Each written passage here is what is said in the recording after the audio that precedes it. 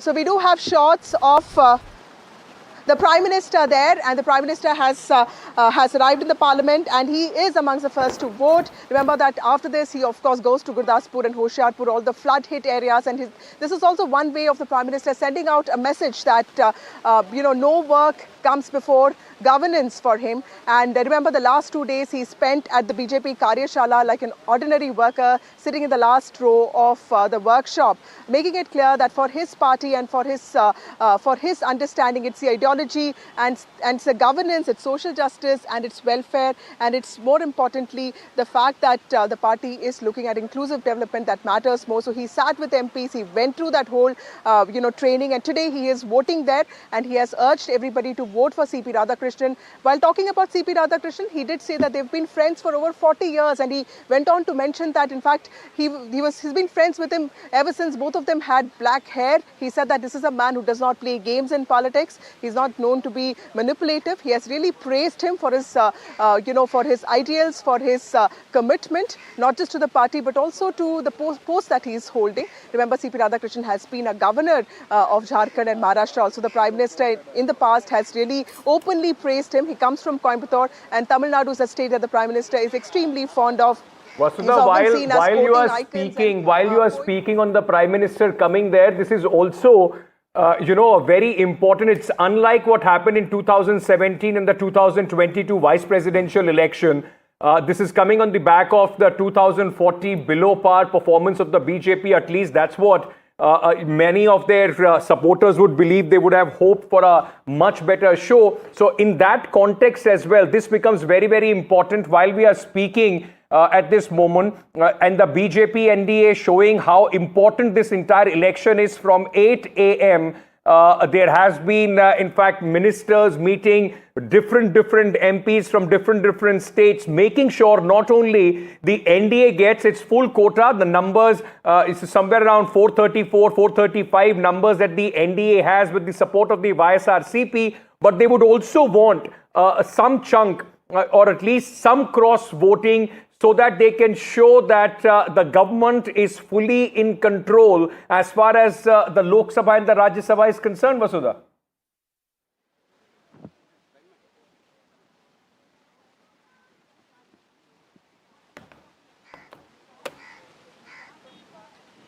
That's right, Ankit. In fact, the NDA...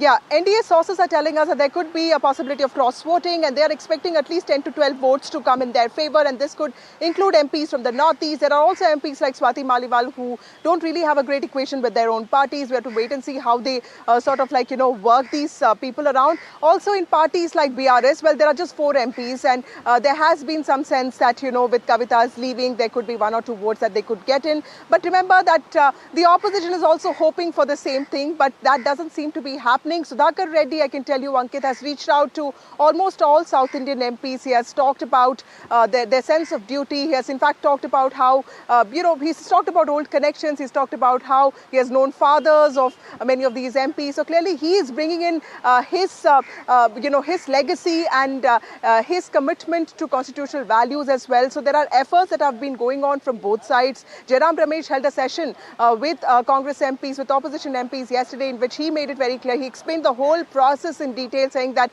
this is what you need to be doing. You need to cite only one preference. Similarly, all the ministers today were given responsibilities of hosting MPs from certain states, explaining to them in very lucid, simple ways what the process is like and why this is important for them. Because while this is a prestige battle for both, and we've been talking about this for a long time, more importantly, this is about procedures, and the NDA also showing that the Dhankar episode has not really, in some ways disrupted its unity, and they are completely one, which is why the Telugu parties, be it YSRCP, be it TDP, both of them are voting for CP Radhakrishnan, and BRS is the other Telugu party which is completely abstained from voting. So clearly that's also being seen as a victory by the NDA for its own candidate. Well, it's been almost 50 days since that shock of resignation of the former Vice President Jagdeep Dhankar, which necessitated these vice presidential elections. A lot of recalibration has gone not only in the selection of the candidate, but also in the way the NDA is approaching this election of the Vice President of India. Remember, he's the master of the Rajya Sabha, the leader of the House, the chairperson of the House. And, as a chairperson, he's expected to be bipartisan. Will there be a difference in his approach when it comes to the opposition? Will there be whosoever, in fact, wins? The numbers clearly stacked in favor. There will be doesn't seem that there is going to be any surprise as far as the winner of the vice president is concerned. I think the interest is whether there is some cross-voting, what is the final difference, the margin of the victory. Because the last time in 2022, it was more than 360 odd votes for the NDA candidate, Mr. Dhankar, against Margaret Alva, one of the biggest margins of victory. The situation since then has changed a lot.